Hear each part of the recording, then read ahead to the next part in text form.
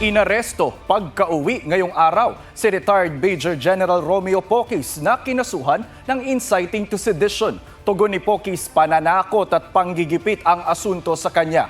May report si Ian Cruz. Nang maglunsad ng mga protesta noong Nobyembre kontra sa maanumalyang flood control projects at iba pang korupsyon sa gobyerno, isa sa mga nag-organisa si retired Air Force General Romeo Poquis ng grupong United People's Initiative o UPI. Ilang buwan makalipas niyan, Kaway na-arresto sa salang inciting sedition ng Branch 77 Quezon City. tinakip siya kanina ng mga otoridad pagka-uwi mula Thailand.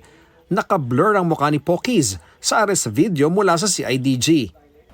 Mula sa concourse, ineskorta na siya palabas ng terminal.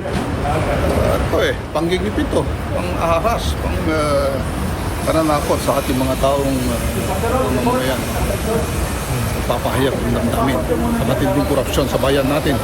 Bago maisakay si Poquis, Yung lawyer ko andun yata Pakatawag ko na lang sa United People's Initiative, tinawag siya ng kanyang abogado at ipinakita ang kamay na may posas.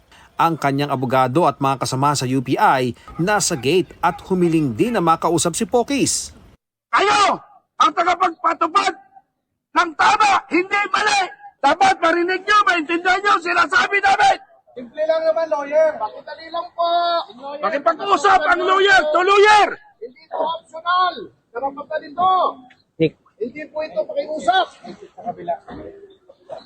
We are not requesting, we are demanding. Hindi umano napagbigyan ang mga abogado ni Poquis sa airport na makausap siya, pero ayon sa pinuno ng arresting team, sila yung wala sa area. Late na sila dumating, wala silang security clearance to go up. Ando naman yung family. Hindi kami late dumating sa airport. Maaga kami sa airport kanina. Nakapag-interview pa nga bago sila lumabas.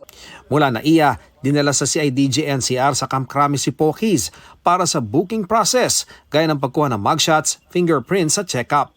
1:30, iniharap si Poquis sa Quezon City Regional Trial Court, Branch 77 na nag-issue ng kanyang warrant of arrest para sa kasong inciting to sedition. Sa ilalim ng revised penal code, ang sedisyon ay pag-aalsa ng hayagan at magulong paraan para pigilan ang pag-iral ng batas, pagganap ng tungkulin ng pamahalaan at pagdaraos ng eleksyon, pati pag-udyok sa mga tao na magalit, maghiganti at mang-agaw ng ari-arian.